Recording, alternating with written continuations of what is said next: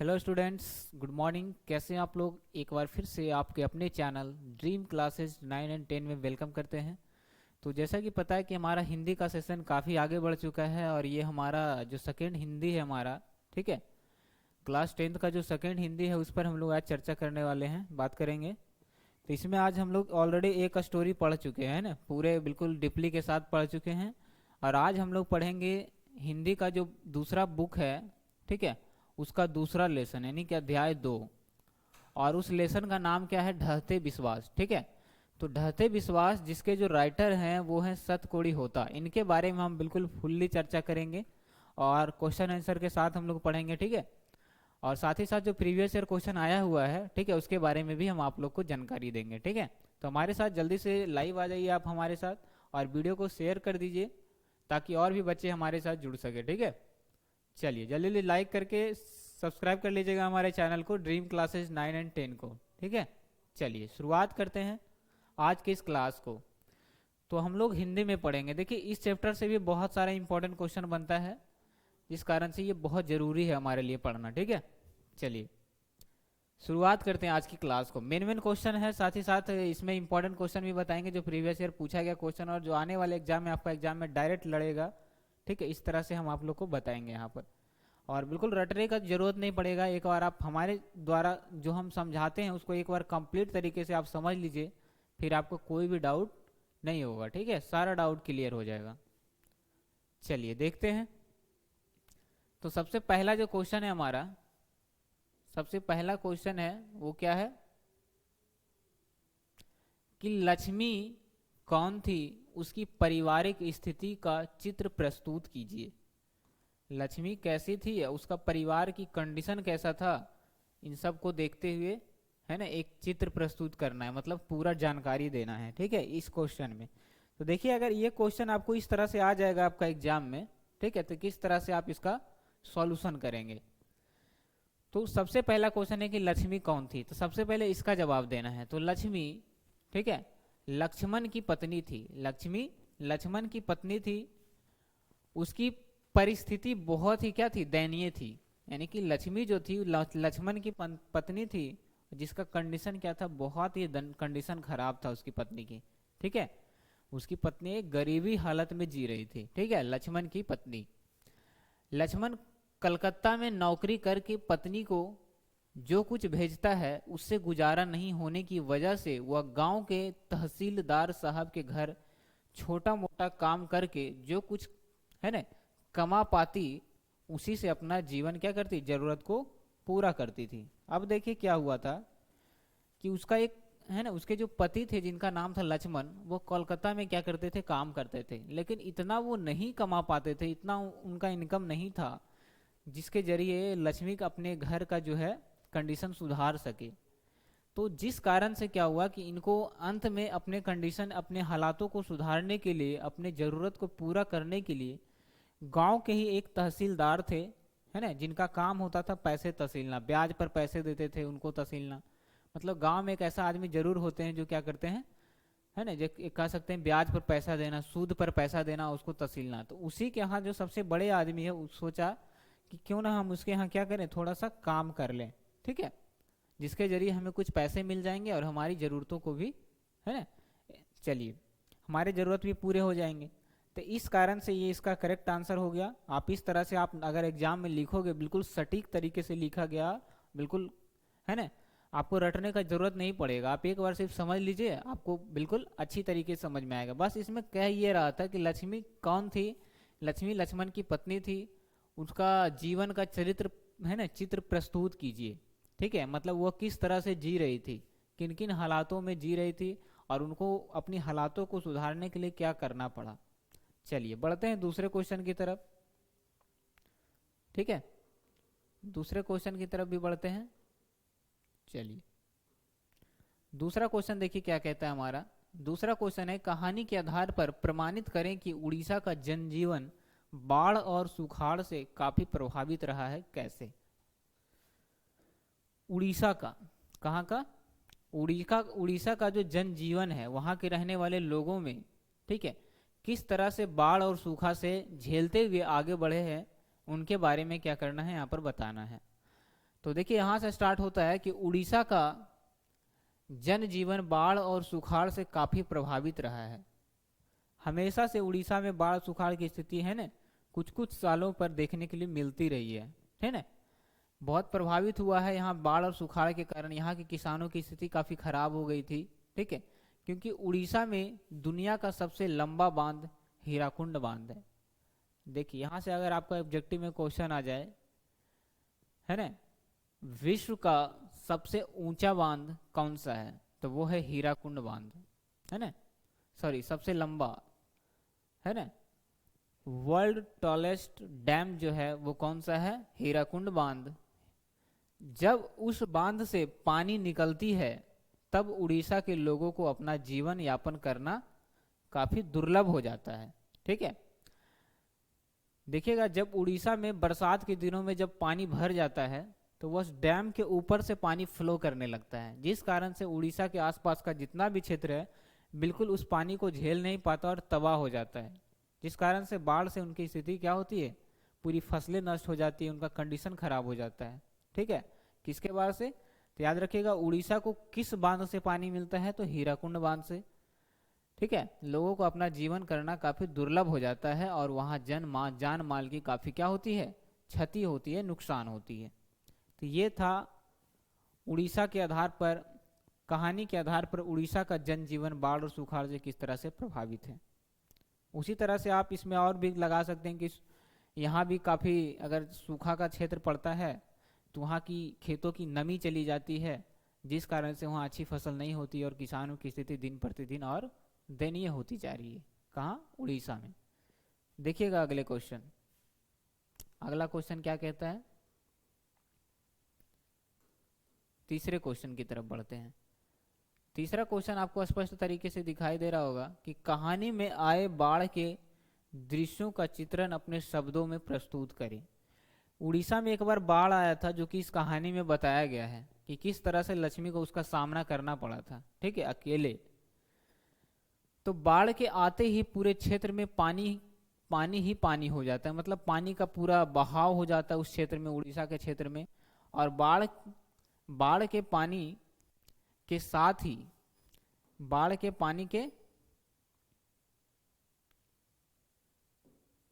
देखिएगा बाढ़ के पानी के साथ ही मनुष्य का जीवन अस्त व्यस्त हो जाता है ना।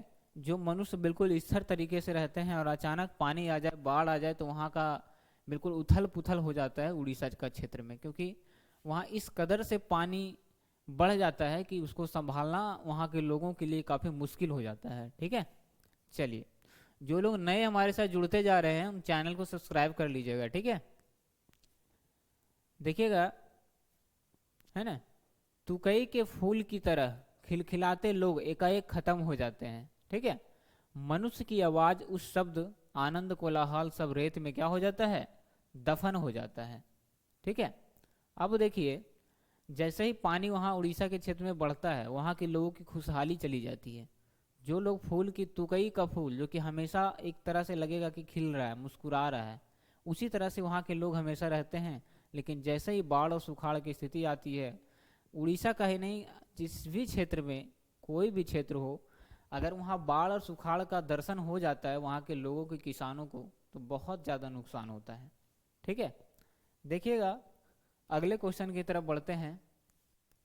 अगला क्वेश्चन भी हमारा बहुत जरूरी है, ठीक है। देखिए ये जो क्वेश्चन हम आप लोग को बताए हैं, इस क्वेश्चन को आप जरूर नोट कर लीजिएगा, ठीक है।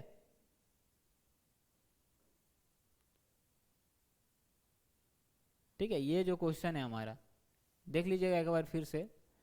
ये क्वेश्चन, दूसरा क्वेश्चन जो है ये बहुत इंपॉर्टेंट है, इसमें स्टार लगा लीजिए, एग्जाम में पूछा जाता है, ठीक है। ये प्रीवियस ईयर पूछा गया क्वेश्चन है, ठीक है। बढ़ते हैं हम अपने टॉपिक पर। चौथा क्वेश्चन है हमारा कि कहानी के शीर्षक की सार्थकता पर, है ना, विचार करें।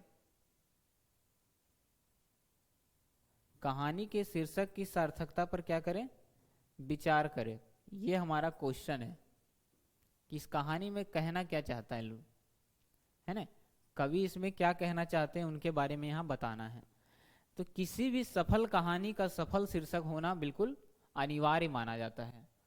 अगर आप कोई कहानी लिख रहे हैं तो आपके अंदर वो गुण होना चाहिए, वो कैपेसिटी होना चाहिए कि आप जो भी कहानी लिखोगे उसमें बिल्कुल एक जान आ जानी चाहिए। ठीक है, तो यही कह रहा है यहाँ पर कि किसी भी सफल कहानी का सफल शीर्षक होना अनिवार्य माना जाता है। ठीक है, चूंकि इस दृष्टि से ढहते विश्वास एक सफल कहानी का सफल शीर्षक है। इस कहानी में एक गरीब औरत लक्ष्मी का वर्णन है। ठीक है, एक गरीब औरत है लक्ष्मी, उनका वर्णन है इस कहानी में, जो किसी तरह अपने बाल बच्चों का जीवन यापन कराया करती है, लेकिन बाढ़ आ जाने से वो बर्बाद हो जाती है और उसके बाल बच्चे सभी बिखर जाते हैं, अतः कहानी का शीर्षक सार्थक है। इस कहानी जो है, जो कि सतकोड़ी होता के द्वारा लिखा गया है, इस कहानी में एक महिला का जिक्र है जिसका नाम है लक्ष्मी। यह किसी तरह से अपने परिवार का भरण पोषण करती है। इसका पति कोलकाता में रहता है, जिनसे बहुत कम पैसे का इनकम है और इनका घर नहीं चल पाता है, जिस कारण से अपने बच्चों को पालने के लिए गांव के एक तहसीलदार के यहाँ काम करती है। ठीक है, और ये अपना भरण पोषण करती है। इतना कंडीशन, इतना गरीबी स्थिति होने के बाद भी अचानक एक बार बाढ़ आ जाता है और इसका जो लाइफ है बिल्कुल उथल पुथल हो जाता है ना। कहते हैं कि जो लोग गरीब होते हैं उनको और दिन प्रतिदिन गरीबी ही झेलनी पड़ती है। ठीक है, चलिए देखिएगा 5वां क्वेश्चन क्या कह रहा है। लक्ष्मी के व्यक्तित्व पर विचार करें कि लक्ष्मी का जो जीवन था वो किस तरह से कट रहा था। लक्ष्मी का जो जीवन था वो किस तरह से कट रहा था, इस पर गौर करने के लिए बोला गया है हमारे राइटर के द्वारा। देखिए इसको अच्छे से समझिए, वीवीआई किया हुआ है, मतलब ये प्रीवियस ईयर क्वेश्चन है। कैसा क्वेश्चन है? पीवाईक्यू क्वेश्चन है। ठीक है, प्रीवियस ईयर पूछा गया क्वेश्चन है। ध्यान से समझिएगा इस क्वेश्चन को, हो सकता है एग्जाम में आपको 2 नंबर दिला दे। लक्ष्मी के व्यक्तित्व पर विचार करें। लक्ष्मी एक ग्रामीण और पतिव्रता नारी थी। पतिव्रता कहने का मतलब है कि पति को ही सब कुछ मानती थी। ठीक है, सब कुछ पति को ही मानती थी। ठीक है, इसके पति लक्ष्मण कलकत्ते से कमाकर जो कुछ भी भेजते हैं उससे उनका परिवार चल नहीं पाता है और वह गांव में एक छोटे मोटे काम करके अपने और अपने बच्चों का क्या करती है? जीवन यापन करती है, लेकिन वह कभी भी अपने पति को कोसती नहीं है। अगर दूसरा औरत होती है तो क्या करती कि हमारे हस्बैंड इतना नहीं कमा पाते, हमेशा उसको है ना सुनाते रहती कि इतना में मेरा गुजर बसर नहीं होता है, आप ही घर चलाइए, मतलब ऐसा कुछ कंडीशन आ जाता है हर घर में। लेकिन यह एक पतिव्रता नारी थी, यह सोचती थी कि मेरा पति बहुत मेहनत करता है, भले ही पैसा कम आता हो लेकिन बहुत मेहनत करता है। और वो अपने पति को बिना कुछ बोले, है ना, कि अपना कंडीशन बताए, क्या करती है, गांव के एक आदमी के यहाँ काम करके अपना परिवार चलाती है। ठीक है, इस कारण से वह करती अपने पति को कभी भी कोसती नहीं है। ये लक्ष्मी का कंडीशन बता रहा है ना इस कहानी में। चलिए बढ़ते हैं अगले क्वेश्चन की तरफ। देखिए 6ठा नंबर क्वेश्चन है आपके सामने।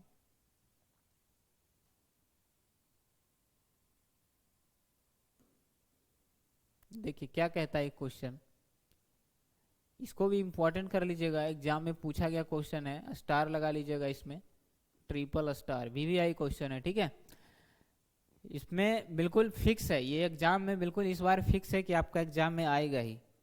ठीक है, तो बिल्कुल इग्नोर नहीं करिएगा और इसको अच्छे से समझिएगा एक बार। क्वेश्चन है, बिहार का जनजीवन भी बाढ़ और सूखा से प्रभावित होता रहा है, इस संबंध में आप क्या सोचते हैं उसके बारे में लिखें। इस संबंध में आप क्या सोचते हैं उसके बारे में लिखें। तो बिहार का जनजीवन भी बाढ़ और सूखा से क्या होता है? प्रभावित होता आ रहा है। ठीक है, बिहार का जो जीवन है बाढ़ और सूखा से है ना बहुत पहले से ही, है ना। कभी यहाँ जब बिहार में अगर नज़र उठाकर इतिहास देखा जाए तो बहुत सारी मुसीबतों का सामना करना पड़ा है। ठीक है, सबसे ज़्यादा बाढ़ और सूखा से। ठीक है, कभी लंबे लंबे टाइम तक पूरा सूखा सूखा ही रहता था, है ना, बिल्कुल 100 साल तक, 50 साल तक, 300 साल तक एक बार बिहार में आया था सुखाड़। ठीक है, तो प्रभावित रहा है बहुत पहले से ही। उत्तरी बिहार बाढ़ से प्रभावित होता है तो दक्षिणी बिहार सुखाड़ से। उत्तरी बिहार का जो क्षेत्र है, ठीक है, वो बाढ़ से प्रभावित होता है, तो दक्षिणी बिहार का जो क्षेत्र है वो क्या होता है? सुखाड़ से प्रभावित होता है। यह बहुत पहले से ही हमें देखने के लिए मिल रहा है। ठीक है, उत्तरी बिहार में देखिए बिहार में एक ही नदी में बाढ़ आता है, जो इसको बिहार का शोक कहते हैं। बिहार का शोक कोसी नदी को कहा जाता है। एग्जाम में ऑब्जेक्टिव में के रूप में पूछा जाता है आपसे। बिहार का शोक का मतलब हुआ कि अगर उस नदी में पानी आ जाता है तो पूरा बिहार जो है, बिहार के अधिकांश क्षेत्र को तबाह तबाह कर देता है, ये हुआ शोक। बंगाल का शोक दामोदर नदी, इस तरह से है ना। शोक का मतलब हुआ कि उस नदी में अगर पानी आ जाए तो वो जिस भी राज्य में वो नदी है वो पूरी तरह से अस्त व्यस्त कर देता है। तो कोसी का कहर प्रत्येक वर्ष देखने के लिए मिलता है। उत्तरी बिहार में बाढ़ से जान माल, उत्तरी बिहार में जो है बाढ़ से बिल्कुल जान माल की काफ़ी क्षति होती है। ठीक है, उत्तरी बिहार का जो क्षेत्र है हर लगभग प्रत्येक वर्ष काफ़ी जान माल का नुकसान करती है। ठीक है,